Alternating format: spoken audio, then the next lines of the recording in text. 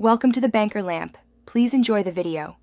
In this video, I will explain how to make rolls filling.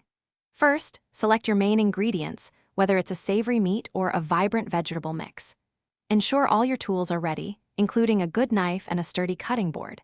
Having your seasonings pre-measured, like 1 teaspoon of salt and half a teaspoon of pepper, will streamline the process.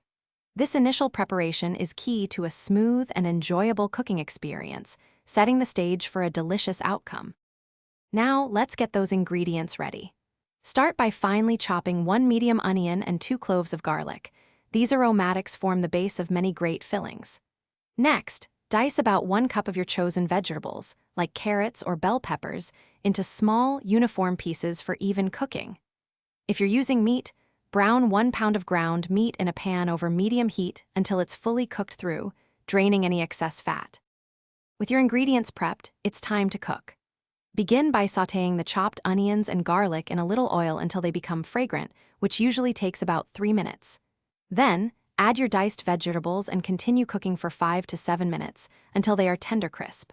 Finally, combine the cooked meat, vegetables, and all your seasonings, stirring everything together thoroughly to ensure the flavors meld beautifully. This creates a rich and flavorful mixture. The final steps are crucial for perfect rolls. First, let your delicious filling cool completely. This prevents the wrappers from becoming soggy.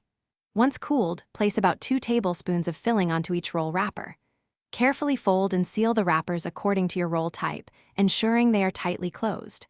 Then, cook your rolls as desired, whether by frying, baking, or steaming.